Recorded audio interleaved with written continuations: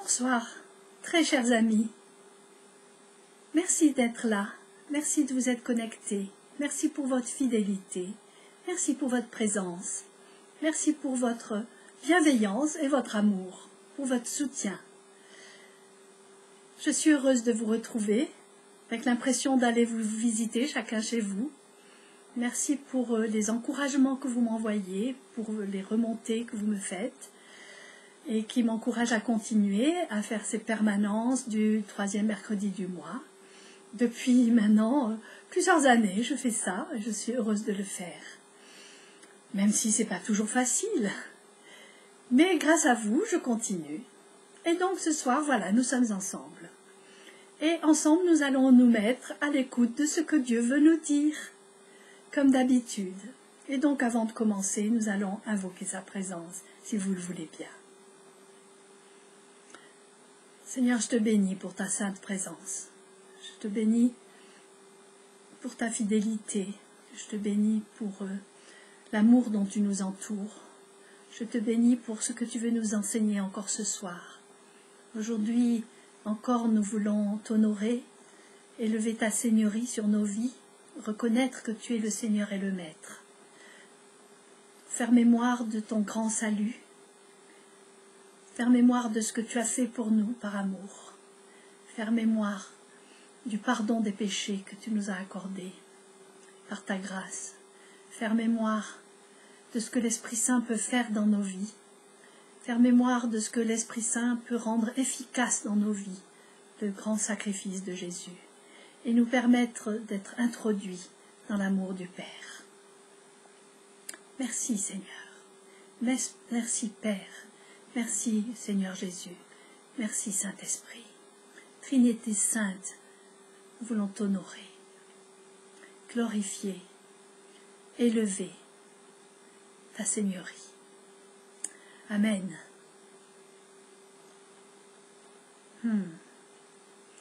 Alléluia.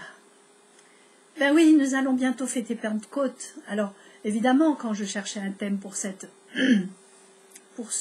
moment que nous allons passer ensemble, pour cet enseignement que je vais vous donner, quand je cherchais le thème, qu'est-ce que le Seigneur veut, évidemment, je pensais à Pentecôte. L'Ascension et Pentecôte. Et je voulais en parler, mais d'une manière peut-être un peu nouvelle, parce que dernièrement j'ai été touchée par quelque chose qui concerne l'Esprit Saint. Je me suis dit, ça je peux le partager. Et j'ai été touchée à cause d'un événement douloureux. C'est souvent le cas, parce que j'ai été choquée par quelque chose que j'ai vu à la télé, et ça m'a fait souffrir, et je me suis rendu compte que j'avais besoin d'aide. Et que cette aide, c'était seulement l'Esprit Saint qui pouvait me l'accorder. Et puis je suis tombée sur les paroles de ce chant de Samuel Olivier. Je ne sais pas si vous connaissez Samuel Olivier. Allez sur son site si vous ne le connaissez pas. Et il a chanté un chant qui s'appelle « L'amour de notre Père ». Un magnifique chant. Et dans le refrain de ce chant, il dit « Ô feu qui dévore, baptise-moi encore.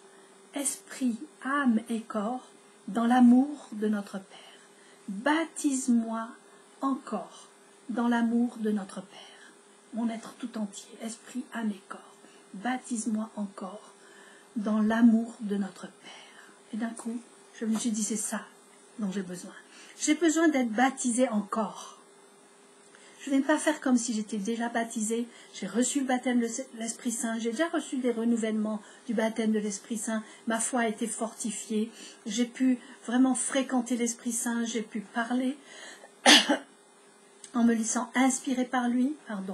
Et j'ai pu lui permettre de m'inspirer, de diriger ma vie. J'ai pu exercer des charismes depuis qu'on est dans le renouveau charismatique. On connaît l'Esprit Saint et ses fonctionnements.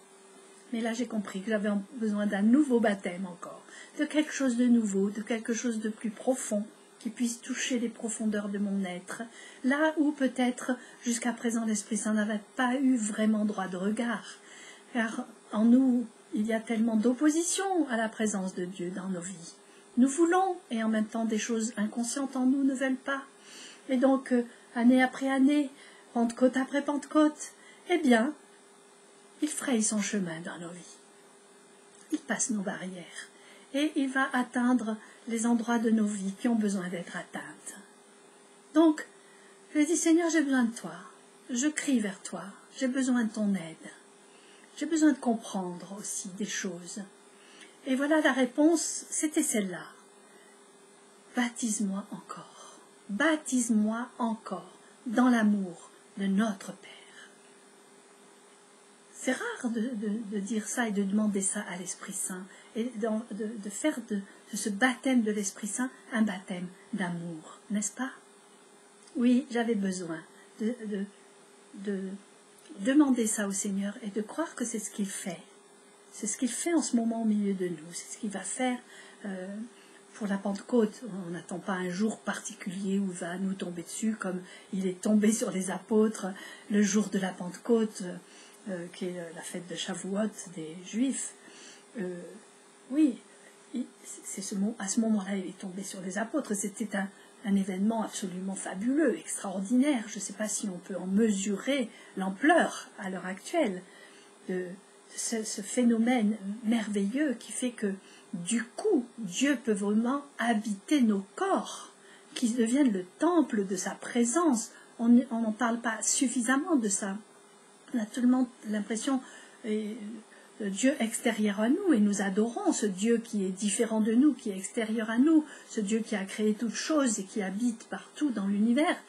Mais pouvoir envisager que grâce à la puissance de l'Esprit Saint, Jésus se rende présent en nous et que Christ devienne en nous l'espérance de la gloire, soit une gloire, que Dieu vient nous habiter avec tout son royaume et qu'il fait vraiment de nous sa demeure, une demeure sainte, un temple de sa présence. C'est quelque chose d'énorme, je crois que c'est quelque chose d'énorme et on ne réalise pas toujours parce que nous n'arrivons pas à vraiment expérimenter charnellement à l'intérieur de nous, en nous, dans tout notre être, la présence réelle de Jésus.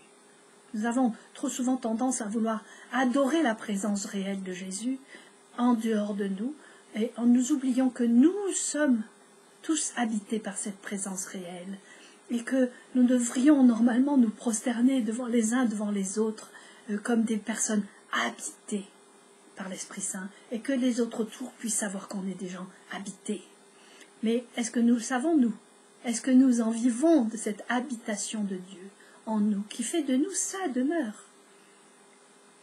Nous qui sommes des orphelins, nous qui sommes des abandonniques, nous qui avons été privés d'amour vrai depuis le commencement de notre vie, nous qui sommes en train de chercher l'amour comme on cherche sa respiration, nous qui sommes en train de vivre, de nous habituer à respirer un air vicié, à nous asphyxier, et qui ne rendons même plus compte que nous sommes en train de mourir par manque d'amour, par privation d'amour. Oui, je me suis rendu compte d'un grand fléau qui nous menace, et qui est bien plus important que le fléau du Covid-19, je peux vous l'assurer. Pourtant, je sais que ce Covid-19, il est dangereux. Si je ne le savais pas, si je n'y croyais pas, je ne serais pas en train de me confiner encore maintenant de manière très méthodique. Et parce que j'ai peur de cette contamination.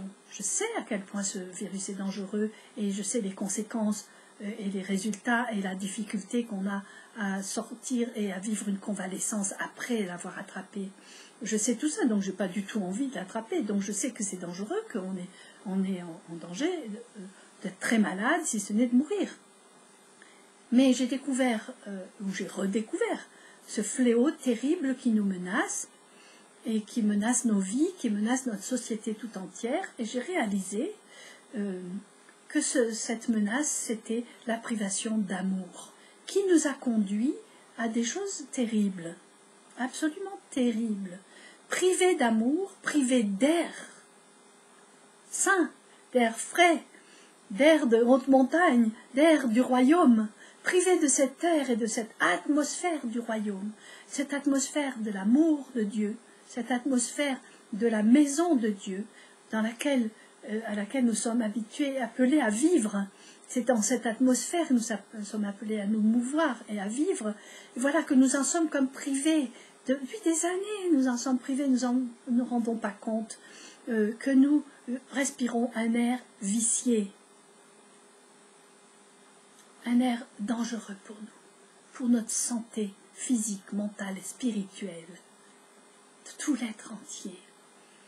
Et je m'en suis rendu compte, donc je disais que j'ai vécu quelque chose de douloureux et de choquant. Quelque chose m'a choqué dans la semaine passée. Je suis allée regarder à la télé une rétrospective des concours de chant de l'Eurovision. Concours de chant de l'Eurovision qui a lieu chaque année, où il y a un représentant de chaque pays qui est choisi et qui va venir dire sa chanson, chanter sa chanson, et après il y a des votes, et c'est le meilleur qui gagne, et c'est donc le pays représenté par ce chanteur qui gagne, et qui l'année d'après va organiser ce concours. Et donc, d'une année à l'autre, il y a eu des gagnants. Et des personnes évincées, mais qui ont pu quand même faire une carrière dans la chanson parce qu'ils ont été à l'Eurovision, ils ont concouru à l'Eurovision même s'ils n'étaient pas dans les premiers. Et puis si on était dans les premiers, alors on avait encore plus de chances de faire carrière dans la chanson. Bon, voilà, c'est des événements qui ont lieu, des événements culturels qui sont intéressants. Mais ce qui m'a frappé particulièrement, c'est que dans cette rétrospective, ils ont montré l'évolution qui reflétait l'évolution de nos mœurs. Dans les premières années, je n'ai pas écouté depuis le début, je suis arrivée vers les années 77, 78, et puis après ça montait jusqu'à maintenant. Comme ce concours n'a pas eu lieu cette année à cause du confinement, donc ils ont fait cette rétrospective pour qu'on puisse quand même se rappeler de tout ça. Et écouter de nouveau ces beaux chants qui étaient chantés et ces voix extraordinaires qui étaient révélées ainsi. Et je me suis rendu compte donc au début, dans les premières années, il y avait beaucoup de retenue, beaucoup de pudeur, beaucoup de sérieux, et que ce qui a attiré l'attention, c'est plutôt la voix des personnes que la manière dont ils étaient habillés ou la manière dont ils se tortillaient ou pas. Et progressivement, au fur et à mesure des années passées, on a vu apparaître des choristes, des chanteurs, des danseurs autour du chanteur principal, et ce qui s'est produit, c'est qu'il y a eu un étalage progressif de la nudité, tout simplement, et avec des déhanchements, des danses suggestives qui tournent autour d'attitudes sexuelles, tout simplement. Ça, on le sait, on le voit, on sait qu'on ne peut plus regarder vraiment un spectacle de chant sans qu'il y ait des danseuses à moitié nues qui montrent leurs jambes et qui le font dans une ambiance de cabaret. Qu'encore ça soit dans les cabarets à la limite, mais que ce soit étalé devant tout le monde et comme c'est représentatif d'un pays et des mœurs d'un pays, ça devient un peu plus sérieux. Et je me suis dit, il faut attacher de l'importance à ça. Et progressivement, j'ai vu l'évolution au fur des années, ils montraient au fur des années, c'était frappant. Après, il y avait des progrès de la technologie qui font qu'après, il y a les musiques, les musiciens, les éclairages, toutes ces choses qui se mettent en place et qui font tout un je ne sais pas comment ça s'appelle, tout un spectacle en même temps que la personne chante. Du coup, c'est gênant parce qu'on n'entend plus tellement sa voix, on voit tout le spectacle, ça gêne même pour écouter les paroles. C'est un spectacle maintenant. Mais si ça peut être un très beau spectacle, je ne suis pas contre. Mais l'embêtant, c'est que c'est de plus en plus à connotation laxiste sur le plan de la nudité et ça devient quelque chose de sexuel. Et d'accord qu'il y ait des gens qui veuillent faire ça, mais représentatif d'un État, d'un pays, non, je ne suis pas d'accord. Et là où j'ai été le plus choquée, c'est que souvent c'est Israël qui a mis en scène des chanteurs dysfonctionnels, dirons-nous, pas établis dans leur véritable identité, et où ils ont mis en avant, comme une normalité, le fait que ce soit un homme habillé en femme et transformé en femme qui soit choisi, qui gagne ce concours. Et ça a ouvert la voie à d'autres, pour d'autres pays et pour d'autres chanteurs. Et donc voilà ce qu'est devenu le concours de chant de l'Eurovision.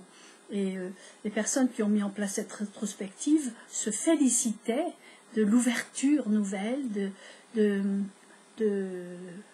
l'accueil qu'on peut faire à toutes ces personnes, que c'est normal et que voilà, il faut être accueillant et ouvert. Alors moi je suis d'accord qu'il faut être accueillant et ouvert, et pas question de mettre une connotation morale, ça c'est pas bien, comme on a pu faire dans l'Église en général, hein, où on a mis la main sur la sexualité pour en faire une morale. Donc il n'est pas question de faire ça, bien sûr, ici, c'est pas ça que je veux faire. Comprenez-moi bien, je veux pas faire... je ne veux pas être rétrograde et dire que voilà, ça c'est pas bien du tout et ces personnes-là sont rejetables et condamnables. Il ne s'agit pas de condamner, il s'agit juste de dire que on est en train de se faire avoir. On est en train de se faire avoir et on est en train de se faire culpabiliser. Et ces personnes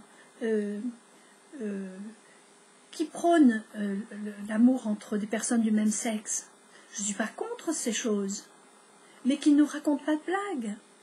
Ils nous disent, on s'aime, c'est de l'amour, l'amour vient de Dieu. Et à partir du moment où ils ont dit c'est de l'amour, alors on a la bouche fermée, on ne peut plus rien dire, ah oui, si c'est de l'amour, effectivement. Et moi, souvent je me disais, mais alors qu'est-ce qu'on peut faire contre ça? Mais maintenant je suis vraiment décidée à dire non, ce n'est pas de l'amour. On a inventé des amours factices et mensongers. On a appelé ça de l'amour. On a inventé des manières de se rapprocher, d'avoir des rapports sexuels ou autres, même des rapports de tendresse. Hein. Je ne dis pas qu'il n'y a pas de tendresse, qu'il n'y a pas de lien affectueux, etc. Je ne dis rien de cela, et je parle des personnes du même sexe comme des personnes de sexe différents, qui peuvent appeler amour ce qui n'en est pas, qui peuvent dire « nous nous aimons et nous nous marions parce que nous nous aimons » et qui ne savent pas ce qu'ils disent. La preuve, c'est que des personnes de sexe différents qui se marient comme habituellement, eh bien, beaucoup se trompent sur la qualité de leurs sentiments. Ils ont fait justement de l'amour des sentiments, un sentiment. Et nous voyons que quoi aujourd'hui, on s'est appuyé sur le sentiment, sur le ressenti, et on se permet de dire, au bout de 3-4 ans, ou peut-être un peu plus, je ne t'aime plus, donc je te quitte. Et cette parole, je ne t'aime plus, m'a alertée, et m'alerte encore aujourd'hui. Ceux qui disent, c'est de l'amour, on s'aime, mais au bout de 3 ans, ils se quittent, après avoir dit, on s'aime. Ceux de tous les bords qui disent ça, mais est-ce que c'était de l'amour quand ils disaient on s'aime? Il faut qu'on se pose la question, qu'est-ce qu'on sait de l'amour? On a appelé amour ce qui n'en est pas. Et Jésus, il est venu sur cette terre pour nous enseigner ce que c'était que l'amour vrai. Et cet amour vrai, c'est l'amour du Père. Alors, c'est terrible parce que on ne peut pas s'empêcher de... On ne peut pas du tout s'empêcher de dire... de projeter sur Dieu le symbolisme qui nous habite en ce qui concerne l'amour paternel. L'amour paternel, pour nous, ce sont des choses illusoires. Nous ne savons pas exactement ce que c'est. Nous avons beaucoup souffert de nos pères, et nos pères ont souffert de leurs pères. Et nous ne pouvons pas appréhender, comprendre, recevoir, expérimenter l'amour paternel de Dieu. Ce que c'est que l'amour du Père, ce que je vous parlais au début, être baptisé dans l'amour du Père. Mais qu'est-ce que ça signifie? Ça signifie que nous sommes en carence de l'amour du Père. Ça nous manque terriblement et nous ne savons pas que nous ne pouvons pas vivre sans. Alors, comme nous sommes en quête de cet air Hein, comme ces gens malades du Covid qui sont en manque d'oxygène, en manque d'air. C'est comme si c'était un peu prophétique de ce que nous sommes en train de vivre. Nous sommes en train de mourir asphyxiés. Nous sommes en train de respirer un air vicié et on est en train de nous dire c'est l'air qu'il vous faut, c'est l'atmosphère qu'il vous faut et nous ne nous rendons pas compte que c'est une atmosphère infernale. Ça n'a rien à voir avec l'atmosphère du royaume, c'est-à-dire l'atmosphère de l'amour de notre Père, de la maison du Père, de cette demeure du Père où nous sommes appelés à vivre. Ça n'a rien à voir. Et on nous dit, habituez-vous à cet air vicié comme il faut s'habituer à l'air vicié de nos villes. Nous avons vu que quand on a enlevé les causes de pollution, comment l'air dans les villes devenait enfin respirable. Il faut qu'on se rende compte que ce Covid, il est en train de nous apprendre beaucoup de choses. Beaucoup de choses. Et il faut qu'on se laisse enseigner. S'il veut nous apprendre, laissons-nous enseigner. Et si on est enseigné, mettons en pratique dans nos vies ce qu'il nous enseigne. Parce que c'est un art de vivre qu'il veut nous enseigner. Il veut nous retirer de ce faux art de vivre où on s'est habitué à vivre sans amour. Depuis qu'on est tout petit, on s'est habitué à vivre en carence d'amour. Et ça, c'est pas normal de s'habituer à ça. Vous ne croyez pas, mes chers amis? Il me semble primordial d'écouter cet avertissement de la part de l'Esprit Saint et qui, lui, veut venir pallier nos carences. Nous sommes carencés. Nous vivons avec des carences et notre vie est en danger. Et nous avons besoin de réapprendre ce que c'est que l'amour du Père. Nous n'en savons rien. Nous avons pu l'expérimenter de temps en temps grâce à l'Esprit Saint. Généralement, nous avons pu faire des expériences de la présence du Père, de son amour, de l'enlacement de ses bras d'amour dans nos vies, de son intervention dans nos vies, de la manière dont il nous a consolés dans nos souffrances. Nous en avons fait l'expérience, mais tellement fugitivement. Et quand nous en avons l'expérience, après c'est comme si ça nous échappait, et il faut qu'on aille le chercher encore et le réclamer, réclamer la présence. En fait, il est en train de nous enseigner, il est en train de nous donner soif du vrai air. Il est l'air que je veux respirer. Il est l'air que je veux respirer. Ça, c'est une chanson de Michael Smith. Tu es l'air que je respire. C'est quelque chose de tellement important de prendre conscience que nous sommes en privation d'amour vrai. Et que nous avons inventé des amours factices. Nous avons appelé amour ce qui n'en était pas. Alors, je vais vous donner quelques exemples pour qu'on le comprenne mieux. Par exemple, l'amour entre des conjoints. J'en ai un petit peu parlé. On se marie parce qu'on s'aime. On se dit, je t'aime, je suis amoureux de toi. Et on s'appuie sur ce sentiment qui peut être extrêmement fort, qui peut être passionné, sur lequel on peut s'appuyer. Et on se dit, bon voilà, je suis certain, j'aime. Et voilà. Et puis, face à l'adversité, face à nos défauts des autres, ce qu'on montre, et face aux difficultés de chaque jour, la venue des enfants, plein de choses, il y a des difficultés qui se présentent et l'amour est mis en danger. Ce que nous avons appelé de l'amour. Il arrive un moment donné où on en arrive à dire « je t'aime plus, donc je te quitte ». Ça, on voit ça régulièrement. « Je t'aime plus, donc je te quitte ». Et ce que nous avions appelé de l'amour se transforme en quelque chose qui n'est plus du tout de l'amour, qui est souvent de la haine. Avec même un désir de détruire ce qu'on a tant aimé. Si c'était de l'amour vrai, cela ne se passerait pas. On s'est trompé, on a appelé amour ce qui n'en est pas. Parce que l'amour, le véritable amour, c'est qui est l'amour même de Dieu, et dont nous sommes capables, puisque créés à l'amour, à l'image de Dieu, nous sommes capables d'aimer comme Dieu aime, mais voilà que nous ne sommes plus, nous avons nous n'avons pas cette faculté, nous ne l'avons pas fait, nous n'avons pas aimé de cette manière-là. Et donc, voilà, nous avons dit je t'aime, mais ce n'était pas vraiment de l'amour. L'amour est éternel et ne passe jamais. Quand on a vraiment aimé quelqu'un, même si on ne peut pas vivre avec cette personne, même si on va vivre avec une autre personne, ça, quand on a vraiment aimé quelqu'un, on ne l'oublie jamais. Cet amour ne disparaît jamais et il ne faut pas le laisser disparaître. Il ne faut pas chercher à le chasser. Très souvent, on nous dit tourne la page. Maintenant, tu mets ça de côté, c'était le passé, et tu es appelé à vivre autre chose, avec une autre personne, etc. Alors on passe à autre chose, et on va encore appeler amour ce qui n'en est pas forcément. Vous comprenez ce que je veux dire? Il y a une découverte de l'amour vrai qu'il faut qu'on fasse. Il va falloir qu'on se mette à l'école, l'Esprit Saint va nous le montrer, il va nous plonger dans l'amour vrai du Père, et il va nous enseigner ce que c'est que aimer. Apprendre à aimer. Apprendre à aimer. C'est le titre de mon dernier livre, Savoir aimer. Apprendre à aimer, savoir aimer. Et c'est tout un programme.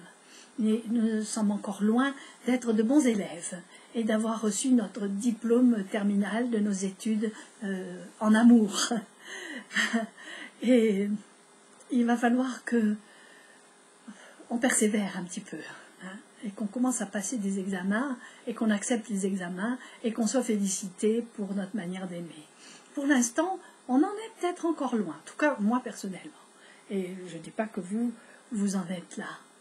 Mais ce que je sais, c'est qu'on est capable de se mentir à soi-même, et on est capable de se dire, oui, là j'aime vraiment, c'est bon, et on ne sait pas à quel point, quand on dit comme ça je t'aime à l'autre et qu'on se marie, on est en attente de ce que l'autre va m'apporter.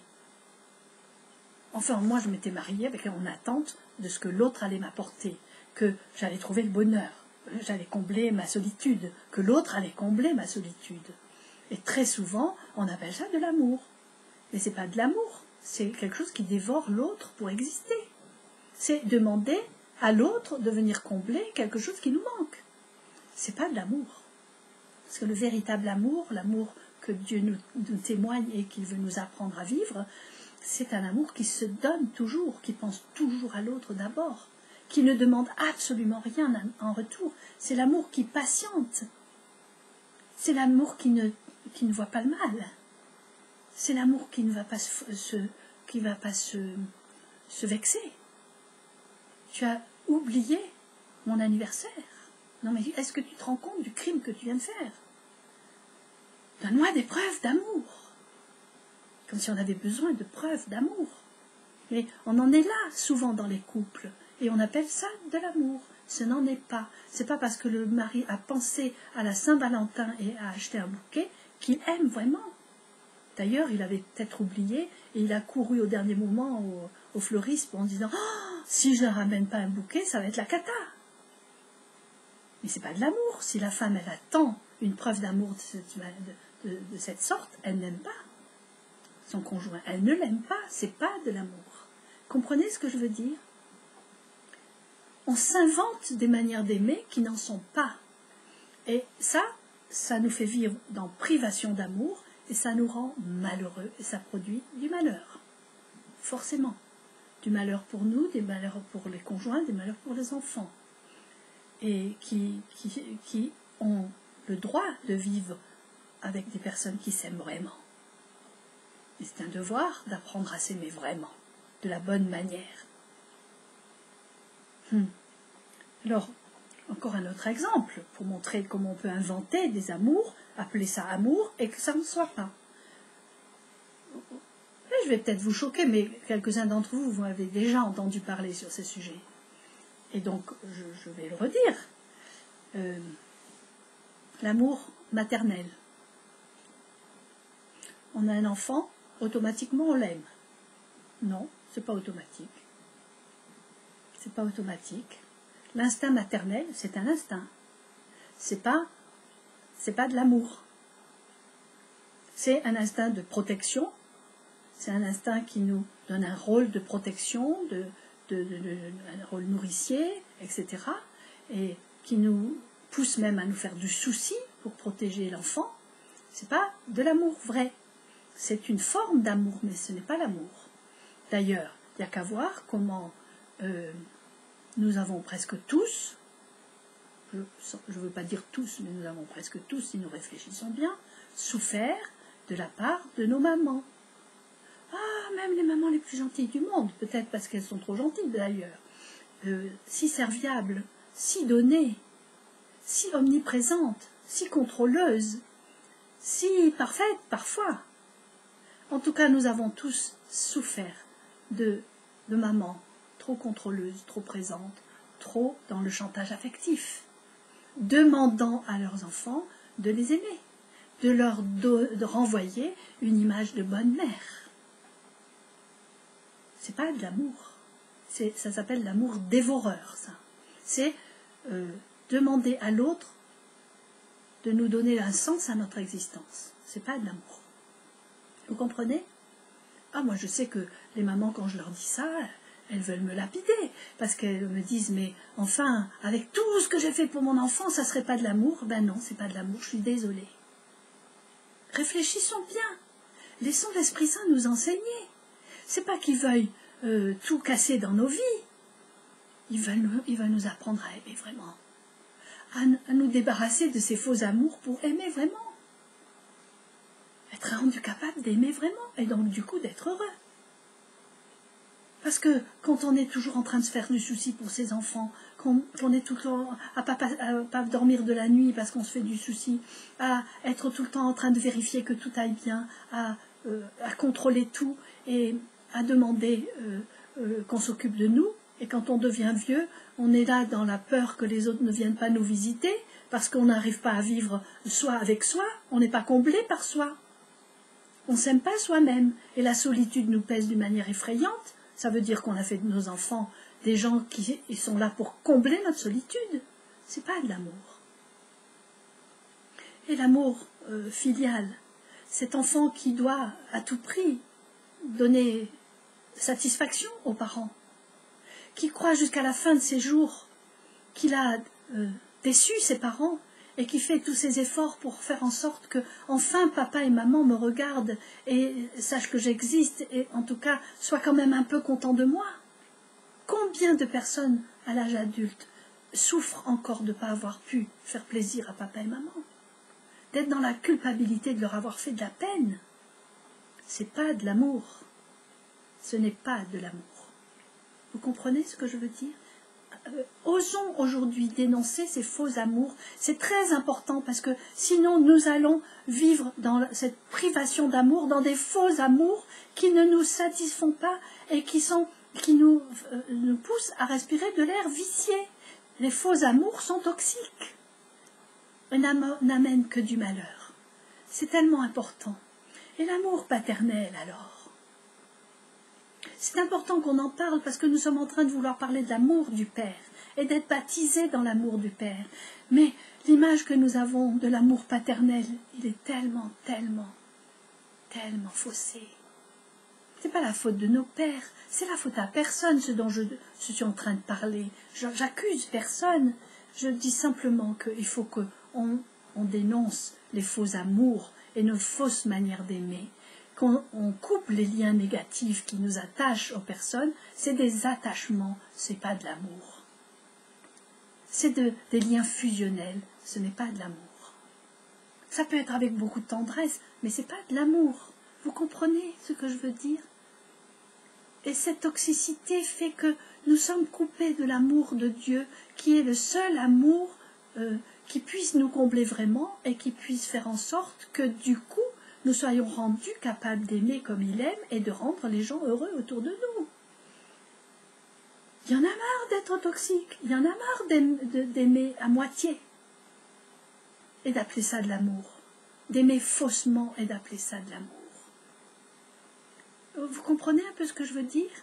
Alors, ces faux amours, ces pères qui ont confondu l'autorité avec des abus d'autorité, ces pères qui ont été trop absents, passifs, qui ne sont pas intéressés à ce que vivaient leurs enfants. Cet amour, ces amours-là de père, nous les avons en nous. Ces dysfonctions paternelles, nous les avons en nous. Soit nous avons peur d'un père trop coléreux, soit nous avons peur d'un père absent. En tout cas, ces pères et ces mères, et nos comportements avec eux, ont fait de nous, dans des faux amours, ont fait de nous des orphelins. Des orphelins, et nous pouvons être adultes et nous conduire comme des orphelins, perdus, exilés, loin de nous, loin du temple, loin de la maison du Père. Et nous essayons de survivre et de vivre, et nous jetons donc dans des faux amours. Et un des faux amours dont nous souffrons le plus, c'est au niveau de la sexualité. Et nous avons coupé Dieu de la pratique sexuelle et de la sexualité. Nous l'avons comme interdit de séjour dans ces domaines. Et faute aux chrétiens, hein, certainement, qui ont mis qui ont une mainmise sur la sexualité et qui en ont fait une morale, qui ont voulu diriger beaucoup de choses à partir de ça.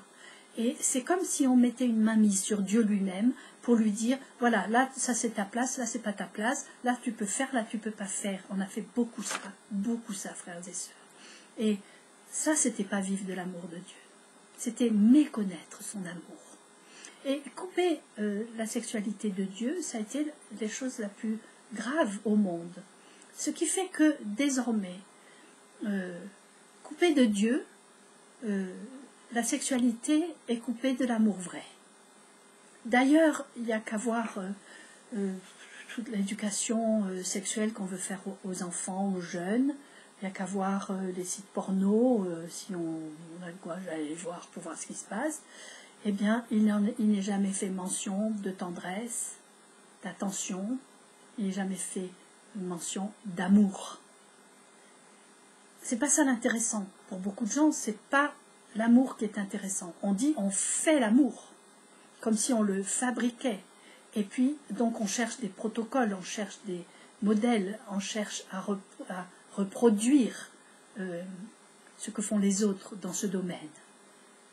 Et donc, on peut devenir des spécialistes, capables de donner de la jouissance, du plaisir, capables de jouir aussi, capables de réveiller les sens des autres, etc. Et on dit qu'on fait l'amour. Désolé, ce n'est pas de l'amour. Vous êtes d'accord avec moi, j'espère. Ce n'est pas de l'amour. Et c'est la raison pour laquelle il y a de telles déviances. On s'est jeté à corps perdu dans ces pratiques sexuelles. Je vais dire le mot, orgiaques. Les scènes que j'ai pu voir sur la scène de l'Eurovision, c'était des scènes orgiaques. Soit de hard metal, soit de personnes où tout était à connotation sexuelle, ou de déviance sexuelle. Et je suis désolée, c'est pas acceptable, ce n'est pas la normalité. Et on ne va pas nous faire prendre comme normal ce qui ne l'est pas. Après, vous me direz, mais c'est quoi la normalité alors? La normalité n'est surtout pas ce qu'une minorité veut nous imposer. Et c'est pas parce qu'on a pris des habitudes dans notre société que du coup il faut faire des lois permissives qui permettent que ces gens-là aient la liberté d'être ce qu'ils sont. Ça, c'est vraiment pernicieux. Et là est tout le danger. Et là, du coup, on va être encore plus en privation d'amour vrai. On est en danger d'asphyxie totale. On est en danger de respirer l'atmosphère viciée de l'enfer. J'ose le dire. Je ne dis pas que ces personnes le sont. Je dis que l'atmosphère qui est autour de ces personnes et qu'on veut répandre dans notre société est une atmosphère viciée et toxique. Et qu'en respirant cette atmosphère, on est en danger. Mais qu'il est temps que nous allions respirer l'atmosphère de la maison de Dieu, l'atmosphère de son royaume, l'atmosphère de son cœur, l'atmosphère de son amour. Et donc nous avons un besoin absolument énorme, absolument essentiel, d'être baptisés dans l'amour de Dieu, d'y être plongés d'apprendre à vivre dans son amour, par son amour, avec son amour, de devenir nous-mêmes amour, d'en être imprégné, d'être purifié de tout ce qui est vicié pour être rempli d'amour. Est-ce que c'est pas ça qu'on désire le plus, être rendu capable d'aimer, incapable d'aimer? Moi, c'est ce que je désire. Je désire apprendre à aimer. Ça commence par apprendre à m'aimer moi-même. Se faire du bien à soi-même, c'est piégé. Parce qu'au niveau sexuel, on nous dit, faites-vous du bien à vous-même. Aime-toi. C'est pas ça dont je parle. Je parle de s'aimer soi-même, c'est-à-dire de savoir la valeur de nos vies, d'arrêter de nous déprécier au point d'avoir besoin de passer par l'addiction, sexuelle particulièrement, mais par d'autres addictions aussi, pour arriver à calmer l'angoisse et l'oppression qui est dans nos cœurs. On ne va pas appeler ça se faire du bien. Se donner de l'amour à soi-même, je suis désolée, ce n'est pas de l'amour. Mais il faut qu'on apprenne à s'aimer.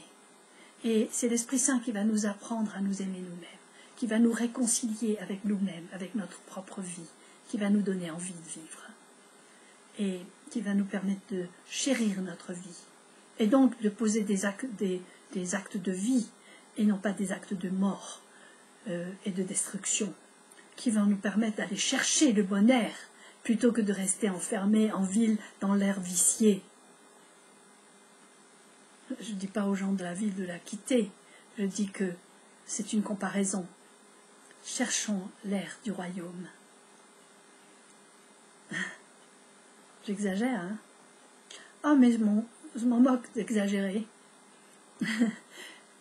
On est à une période où on ne sait pas si on va vivre ou si on va mourir. Moi, je veux avant mourir, pouvoir avoir dit ce que j'ai à dire, avoir transmis ce que j'avais à transmettre. Je veux transmettre l'amour du Père. Je veux moi-même le recevoir. Je veux m'y plonger et je veux vous entraîner avec moi dans cette immense piscine de l'amour de Dieu. Et je veux vraiment que nous puissions expérimenter ça, que la Pentecôte de cette année soit une Pentecôte mémorable, que nous n'oublions jamais, à quel point il nous aime. Ah, la découverte de ce que c'est cette manière d'aimer de Dieu, c'est ça que j'ai envie de savoir, c'est ça qui me passionne, c'est ça ma recherche. Je veux connaître la qualité de cet amour-là. J'en ai marre des faux amours, pas vous. Vous savez, Jésus, il en avait marre aussi. Hein. Je vais vous lire un texte. J'ai déjà fait ce genre d'enseignement, mais je le reprends. Dans Matthieu, hein, l'évangile de Matthieu dans la Bible, au chapitre 10, au verset 34, Jésus dit quelque chose d'effarant, que nous avons beaucoup de mal à comprendre et sur lequel nous sautons en général, nous sautons par-dessus, parce que nous avons beaucoup de mal à comprendre. Il y a même des gens qui disent « Oh, ça doit être un problème de traduction, parce que Jésus n'a jamais pu dire ce genre de choses. » Eh bien, si, il a dit. Voilà ce qui est dit au verset 34. « Ne croyez pas que je sois venu apporter la paix sur la terre. » Jésus dit qu'il n'est pas venu apporter la paix sur la terre. Qu'est-ce que c'est que cet enseignement? C'est Jésus qui parle. Hein. Je ne suis pas venu apporter la paix, répète-t-il, mais l'épée. Ah bon, la guerre. Ne croyez pas que je sois venu apporter la paix sur la terre. Je ne suis pas venu apporter la paix, mais l'épée. Car je suis venu mettre la division entre l'homme et son père, entre la fille et sa mère, entre la belle-fille et sa belle-mère. Et l'homme aura pour ennemi les gens de sa maison. Waouh, waouh. Mais qu'est-ce que ça signifie ça?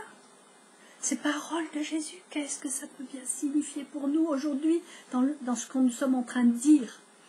Je crois personnellement que Jésus met le doigt sur les faux amours et il veut détruire ça. pour le remplacer par son amour à lui, par l'amour du Père vers lequel il veut nous entraîner. Il est mort pour ça, pour nous délivrer de nos esclavages, de l'esclavage des faux amours, du mensonge et du péché qui vont avec.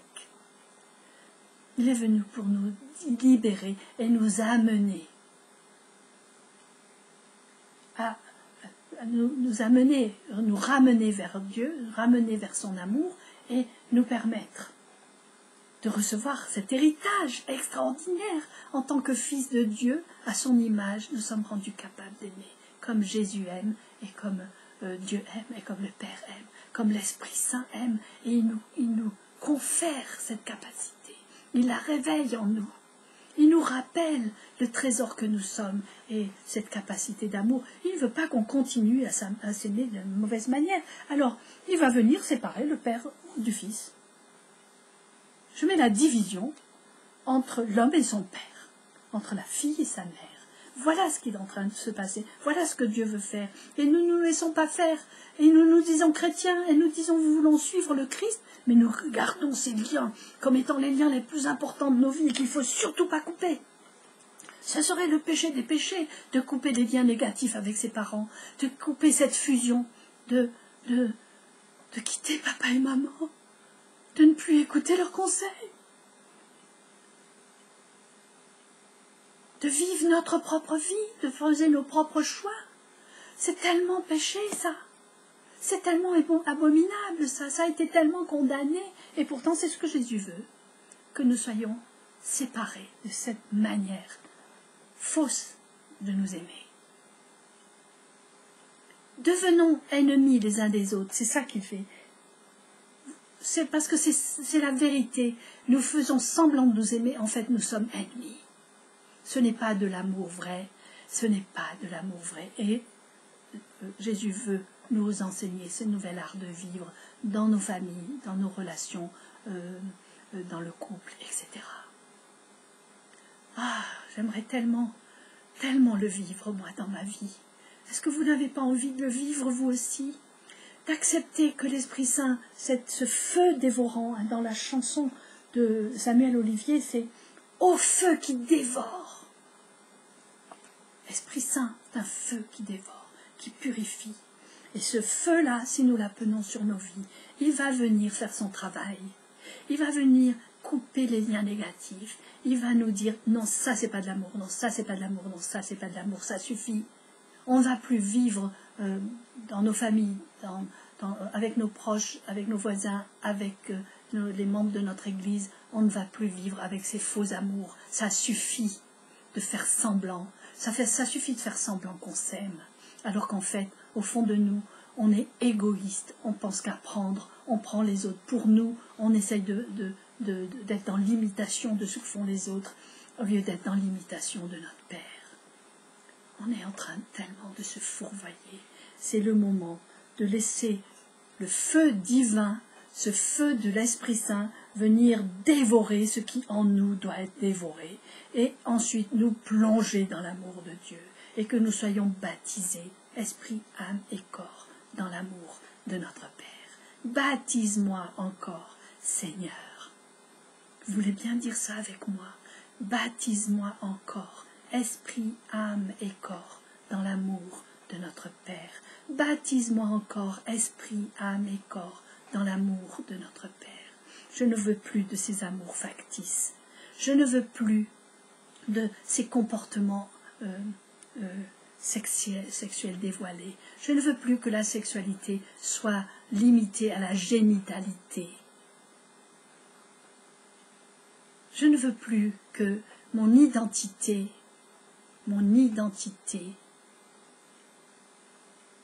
soit autre chose que l'identité de fils de Dieu. Je ne veux pas qu'on fasse de mon identité ce qui me définit. Mon identité, ces fausses identités sexuelles, où je veux changer d'identité parce que celle que j'ai ne me plaît pas. Je suis désolée, c'est une haine de soi absolument abominable. Quand on ne se sent plus bien dans sa peau, alors que c'est sa peau, on a beau faire, On n'a pas une autre peau, on n'a pas un autre corps, on n'a pas une autre anatomie, on n'a pas une autre physiologie. On veut la transformer parce qu'on ne se sent pas bien dans sa peau, et c'est compréhensible, mais ça devient d'une haine de soi abominable. Et c'est pas se faire du bien à soi-même que de se changer. D'essayer de changer d'identité, c'est un suicide. C'est une haine de soi-même épouvantable. Comment, avec cette haine de soi-même, on peut prétendre aimer quelqu'un d'autre? C'est impossible. C'est pas de l'amour. Il n'y a pas d'amour pour soi, pas d'amour pour les autres. Arrêtons ces mensonges. Arrêtons de dire que oui, c'est de l'amour. Non, ce n'en est pas. Nous, les chrétiens, nous devons nous positionner et dire non, c'est pas de l'amour. Et arrêter de nous laisser impressionner par ces personnes qui disent mais c'est de l'amour. L'amour vient de Dieu. L'amour vient de Dieu. Quel amour? De quel amour parlez-vous? Parlez-vous de l'amour du Père? Parlez-vous de l'amour de Dieu? Parlez-vous de cet amour particulier qu'il a pour chacun d'entre nous? Cet amour qui fait que, étant orphelin, on est adopté. Et que, de mendiants qu'on était, de mendiants d'amour que nous sommes, nous devenons accueillis par le roi des rois. Que nous devenons fils du roi, qui nous revêt de cette véritable identité qui est la mienne. J'étais en haillons, abandonnée, j'étais allée au loin, j'étais exilée, et voilà que si je reviens vers le Père, que l'Esprit Saint me remène au Père, alors je serai accueillie dans la fête et les chants, dans les réjouissances, et la joie sera mon partage. Et la joie ne me quittera plus. Le bonheur est enfin possible. Ah, je voudrais me mettre à l'école de l'amour. Oh oui, je veux me laisser tremper dans ce bain d'amour. Oui, je veux apprendre à vivre dans l'amour du Père. Être plongé dans l'amour du Père. Et que dans cet amour, tout ce qui m'entraînait vers la mort soit détruit. Et que viennent à la vie toutes les capacités qui sont les miennes, en particulier l'émotion de joie dont j'ai été privée. Tellement privé. Cette joie que nul ne peut nous ravir et dont Jésus nous a parlé juste avant de vivre sa passion. Sachant très bien ce qu'il attendait, il a parlé de la joie. Cette joie que personne ne peut nous voler, nous ravir, dit la Bible, que Lita Bassé appelle la joie imprenable. Personne ne peut nous enlever la joie. Même les pires tortures, c'est le témoignage de nos chrétiens, de nos frères et sœurs chrétiens, encore torturés pour leur foi à l'heure actuelle. La joie qui est au fond d'eux, la joie d'être des fils de Dieu, personne ne peut leur enlever. Est-ce que nous avons expérimenté cette joie d'être comblés par l'amour du Père? Nous sommes en danger de mort, car nous nous sommes privés de cet amour du Père. Ne nous en privons plus nous-mêmes et ne laissons personne nous en priver, ou essayer de nous en priver, en créant autour de nous des attaches, des liens, des connivences, des liens fusionnels qui voudraient nous priver de l'amour vrai et nous enfermer dans des faux amours, avec tout le chantage affectif qu'il y a autour, toutes ces emprises de personnes sur des personnes, toutes ces perversions du dominant-dominé, et toutes ces perversions d'identité sexuelle. J'ose dire que c'est des perversions, j'ose le dire. Peu importe,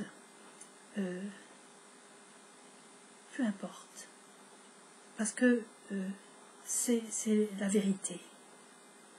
Et c'est la vérité qu'on a besoin de l'amour de Dieu, l'amour du Père. Donc si vous voulez, nous allons prier ensemble avant de terminer. Seigneur Esprit Saint, baptise-moi encore dans l'amour du Père. Esprit Saint, esprit d'amour, feu dévorant, feu d'amour, baptise-moi encore.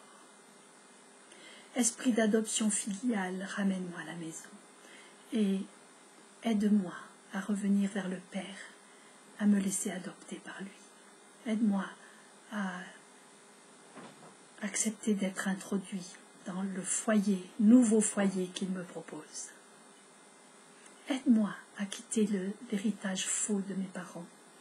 Aide-moi à me couper de ces faux liens toxiques qu'ils ont tissés autour de moi. Aide-moi à les honorer en les quittant de la bonne manière, en les aimant assez pour accepter de les quitter et de ne plus leur permettre d'exercer leur toxicité par des chantages affectifs sur ma vie.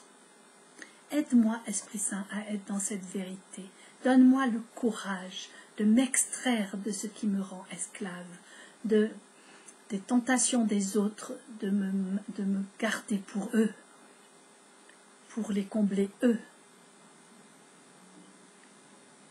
Seigneur, donne-moi cette liberté. Seigneur, Esprit Saint, esprit de vie, esprit de liberté, esprit d'adoption filiale. Esprit de vie, viens ressusciter en moi ce qui était mort. Ramène à la vie ma capacité d'aimer. Ramène à la vie ma capacité d'être heureux, d'être joyeux et de répandre la joie autour de moi.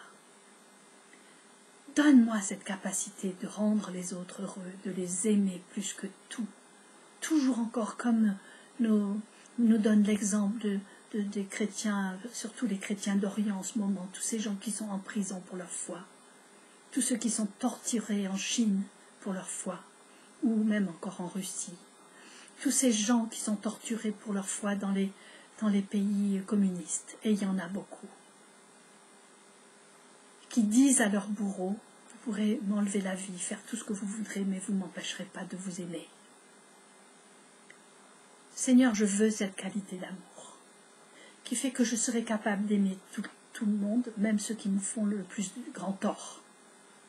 Aide-moi, Seigneur, parce que j'en suis pas capable. Sans ton aide, Esprit Saint, j'en suis pas capable. Trempe-moi dans l'amour du Père pour que je sois rendu capable d'aimer toute personne de cet amour-là, à commencer par moi-même. À commencer par moi-même. Que je ne me fasse plus du tort à moi-même. Que je m'aime assez pour ne plus me faire de tort, pour ne plus me déprécier, pour ne plus me maltraiter moi-même. Donne-moi cette force, Seigneur. Donne-moi ce courage que j'ai pas, cette détermination que j'ai pas pour aller jusqu'au bout du choix que je fais ce soir, de vivre désormais de ton amour, par ton amour, dans ton amour. Esprit Saint, fais ça pour moi, je t'en prie. Esprit de vie, Esprit consolateur, viens ce soir maintenant me consoler de toutes les souffrances qui sont les miennes, parce que j'ai manqué d'amour, parce que j'ai été privée d'amour et que j'en suis malade, que j'en suis névrosée, que j'en suis blessée à mort. Seigneur, je t'en supplie, maintenant, viens consoler ma vie, consoler mon cœur, consoler tout mon être, mon corps, mon âme, mon esprit, qu'elle soit consolée, que mes larmes coulent et que mes larmes soient essuyées par toi, que je puisse pleurer sur ton épaule, Père, et être profondément consolée. Esprit Saint, permets-moi de crier vers le Père, « Papa, console-moi, Papa, console-moi, Papa, toi seul, ton amour seul, ta tendresse seule peut me consoler de toutes ces souffrances qui m'ont été causées et que j'ai causées aux autres. Tant de souffrances que j'ai causées aux autres. Papa, pardonne-moi et console-moi, je t'en prie, Papa. Seigneur, je te demande ce soir de toucher le cœur de chacun de ceux qui m'écoutent et qui se laissent toucher par ton amour, qui soient rendus capables de te demander pardon, d'accepter ton pardon et de se pardonner à eux-mêmes et de pardonner aux autres. Tous ces torts, toutes ces souffrances, toutes ces horreurs qui viennent de ce que nous avons été privés d'amour et que nous avons privé les autres d'amour aussi. Pardon pour notre connivence avec ce fléau qui nous menace tous. Seigneur, qu'à partir d'aujourd'hui, nous nous levions tous pour combattre ce fléau et permettre qu'enfin, dans notre société, ce soit plus des faux amours qui règnent et qu'on nous fasse passer cela pour de l'amour et pour de l'amour normal, mais que ce soit ton amour qui soit victorieux et qui règne. Seigneur, viens toucher toutes ces personnes qui sont tellement privées d'amour qu'elles sont obligées de se tourner vers d'autres idoles, des faux dieux auxquels ils sont asservis, et particulièrement les idoles d'orgie sexuelle, qui font des parodies d'amour. Seigneur, je t'en supplie, viens visiter toutes ces personnes, viens les consoler, viens les guérir, viens les combler de ton amour.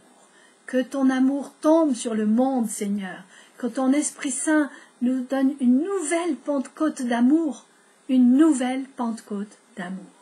Que nous soyons plongés dans ton amour. Amen. Alléluia. Je suis réjouie, frères et sœurs. Je sais avec certitude que Dieu est en train d'agir dans chacune de nos vies, dans ma vie et dans la vôtre. Et je commence à me réjouir de ce qu'il est en train de faire, de ce qu'il va continuer à faire. Et je suis dans l'attente impatiente de ces merveilles que nous allons voir de nos yeux, que nous allons expérimenter, de ces libérations que nous allons vivre. Libérer en nous l'amour. C'est ça la délivrance dont nous avons besoin. Pour nous délivrer de tous les esprits impurs, des esprits méchants, des esprits de mort, pour nous délivrer des esprits sexuels.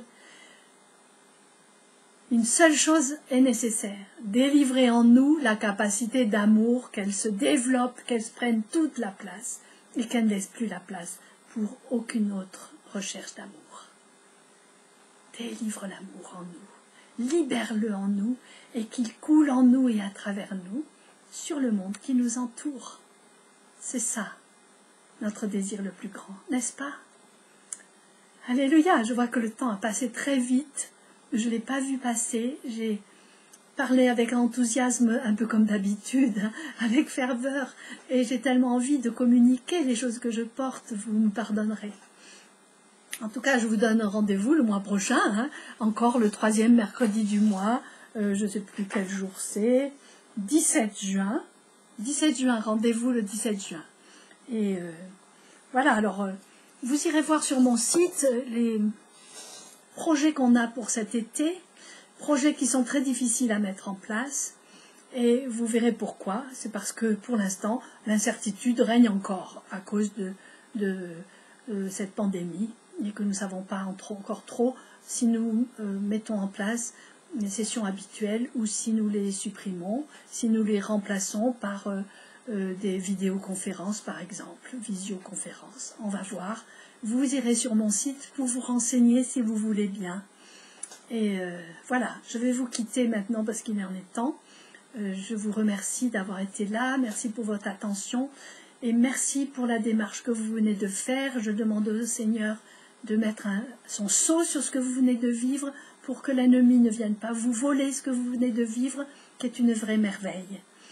Courage, continuez et laissez-vous baptiser dans l'amour du Père. Au revoir et à la prochaine fois.